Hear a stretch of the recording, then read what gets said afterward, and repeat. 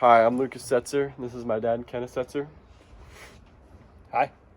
And my dad was in the military. And would you tell us what you did in the military?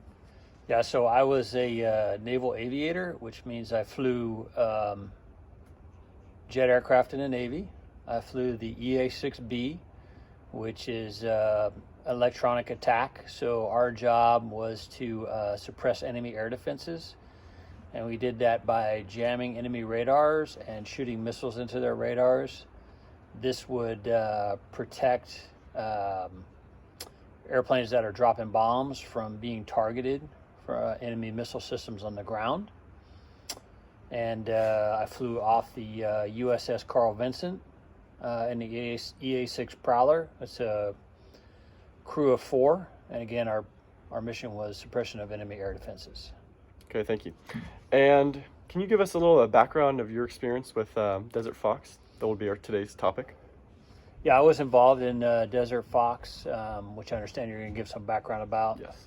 I was on the USS Carl Vinson, and Desert Fox started when Saddam Hussein kicked out the weapons inspector, which I know you're going to go over, but actually the ship was in Singapore when all this happened. So we were at port visit in Singapore. They pulled us off the port visit, and we steamed for 3 straight days from Singapore straight to the Persian Gulf. And our first launch was night strikes over Iraq in support of Operation Desert Fox. Okay. And I'm going to go over a little bit of background about Desert Fox. So here we go. Leading up to Desert Fox, Iraq was constantly violating UN's laws and rules that had been set on them after the Gulf War, also known as Desert Storm.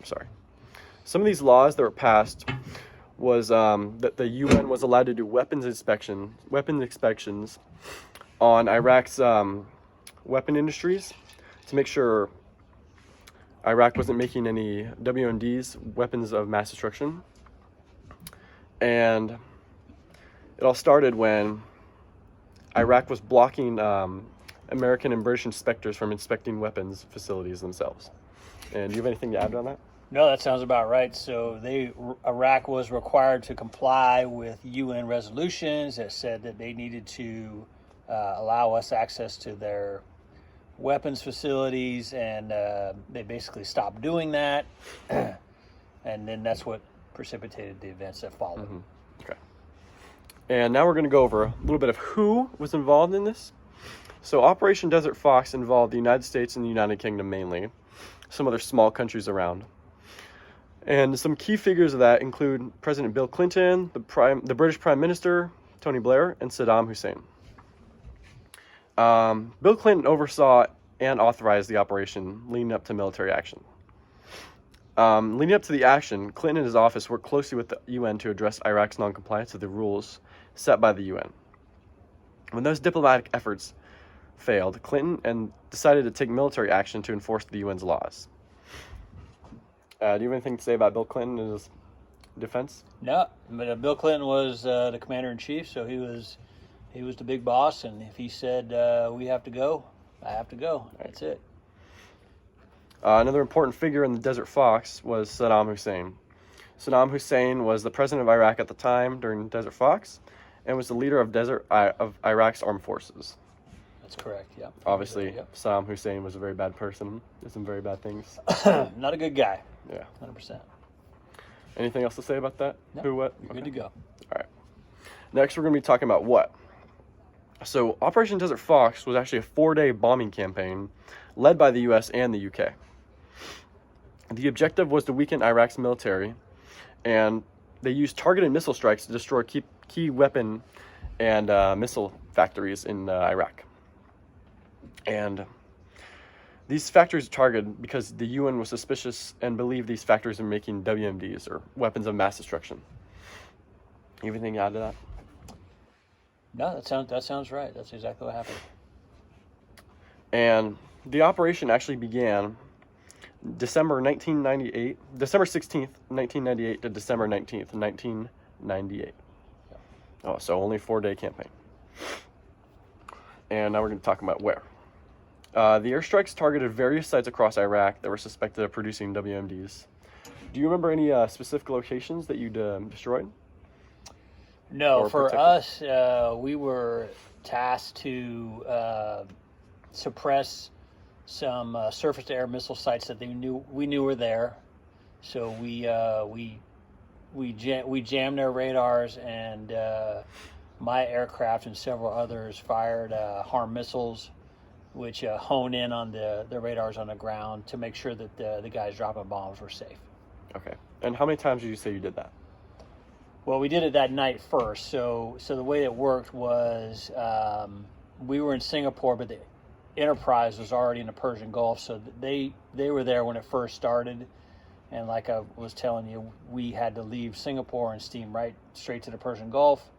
The Enterprise was already doing strikes, and also the Air Force was doing strikes. And on the night that I flew, I know that the Enterprise flew some strikes, and actually the Air Force flew a couple strikes as well. So we were well covered by the time I got there. Right. And yeah, as I said, the airstrikes targeted various sites across Iraq. They were suspected of making WMDs, weapons of mass destruction. That also included biological and chemical weapons too. And now the why. Desert Fox happened because of many threatening factors. For one, Iraq was not in compliance with UN resolutions and would not allow American and British inspectors to inspect its weapons program. Also, Iraq was suspected of having a WMD program that also included biological and chemical weapons that pose a threat to global and regional security. Did you ever come across any of these WMDs while you're flying? No, as a matter of fact, I have my doubts about whether there was actually anything there. Mm-hmm. And people do, right? Yeah, and I think that Saddam Hussein, the president of Iraq, he was more interested in making it look like he had these things than actually, because he really didn't. I really didn't seem like he had them. So it was a gambit on his part to keep people off balance, to make them make us afraid of him, and to make the region afraid of him. Which kind of completely backfired on it. Yeah. He was trying to keep us second guessing, right? Yeah, keep us off guard, keep us second guessing. And the airstrikes were meant to weaken the Iraq's military and make it less of a threat to surrounding countries that were threatened. Lastly, Saddam Hussein and his regime were known for severe human rights abuse. These reasons were all the US and UK needed to start the bombing. Thank you.